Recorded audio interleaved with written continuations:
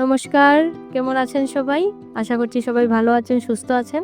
আমি মানসী, রাজস্থানের বাঙালি জীবন একটি ব্লগে আপনাদের স্বাগত জানাই। আজ অষ্টমী, চলে আসলাম সকাল সকাল মণ্ডপে। এসেই প্রথম পুষ্পাঞ্জলি দিয়ে দিলাম। আর এখন মায়ের পুজো চলছে, মানে এখন বলির আয়োজন করা চলছে। তারপর তো অনেক কিছু আছে, সঙ্গে থাকুন, দেখতে থাকুন। আজ অনেক বেশি ভিড়ও হয়েছে, মানে অনেক লোকজন এসেছেন। আর এইখানটায় কি হয়, অষ্টমী আর দশেরা এই দুটো দিনই মানে সরকারি বেসরকারি সব কিছু ছুটি থাকে, তাই জন্য অষ্টমীর দিনে অনেক বেশি ভিড় হয়। বলির জন্য জায়গা প্রস্তুত করা হয়ে গেছে, এখন দেওয়া হবে বলি। আর এখানে বলি দেওয়ার নিয়ম হলো মানে চাল কুমড়ো, তারপর আখ, শশা, বড় বড় শশা, এগুলোই বলি দেওয়া হয়। আমার ব্যক্তিগতভাবে মনে হয় যে এইগুলোই বলি দেওয়া ঠিক আছে। কোনো পশু পাখিকে বলি দিয়ে মাকে তুষ্ট করা যায় না। আর কোনো উনি তো আমাদের সবার মা। মানে জীবজন্তু সবারই মা। তো মা চান না যে ওনার কোনো সন্তানের বলি নিয়ে উনি তুষ্ট হবেন, এইরকম কিছু আমার মনে হয় না। এটা আমার ব্যক্তিগত মনে হলো, তাই আপনাদের সাথে শেয়ার করলাম। এই দেখুন, ঠাকুরমশাইও চলে এসেছেন। আর ইনি এখানে বাঙালি ঠাকুরমশাই। এখানে তো বাঙালি মানে ব্রাহ্মণ খুব কম পাওয়া যায়, তো ইনি এখানে পার্মানেন্ট, মানে প্রত্যেক বছর ইনি পূজা করেন। দুর্গাপূজার পর লক্ষ্মী পূজাও হয়, কালী পূজাও হয়। আর এই দুর্গা মণ্ডপের ঠিক অপোজিট সাইডেই কালী মন্দির মানে স্থাপিত। এইটা অ্যাকচুয়ালি কালী মন্দির, আর বছরে 4টা দিন দুর্গাপূজা হয়। তো আমরা আমাদের ঘরে যখনই কিছু আমাদের বাঙালি রীতিনীতি মেনে কোনো পূজা পার্বণ হয়, এনাকেই বলি, ইনি করে দেন।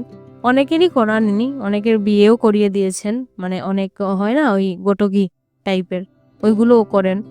তো বাঙালি ব্রাহ্মণ খুব কম পাওয়া যায়, তো এখানে আমরা মানে যখনই কিছু হয় ওনার সাথে কন্ট্যাক্ট করি। খুব ভালো উনি।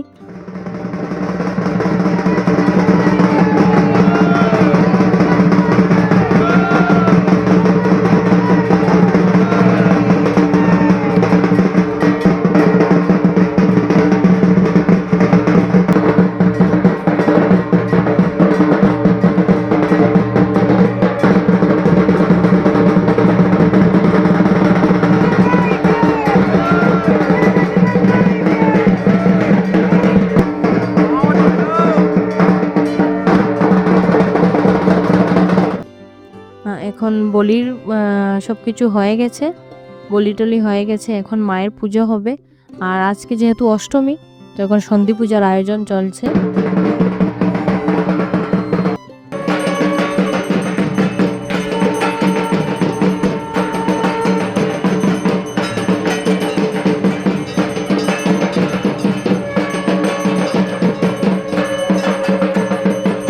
মায়ের ভোগ নিবেদন হয়ে গেছে, আমিও বসে পড়েছি প্রসাদ খাওয়ার জন্য।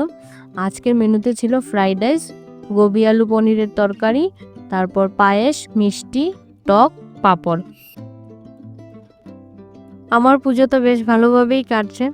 আপনাদের পুজো কিভাবে কাটছে কমেন্ট বক্সে অবশ্যই জানাবেন। আমি কিন্তু আপনাদের কমেন্টের জন্য অপেক্ষায় থাকবো। আর আমি অপেক্ষায় থাকি, কিন্তু আপনারা কেউ কমেন্ট করেন না, তাই বলছি অবশ্যই কমেন্টে জানাবেন পুজো কিভাবে কাটছে। চলুন আজকের মতো ভিডিওটা এখানেই শেষ করছি।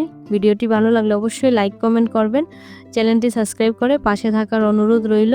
দেখা হবে নেক্সট ভিডিওতে। সবাই ভালো থাকবেন, সুস্থ থাকবেন।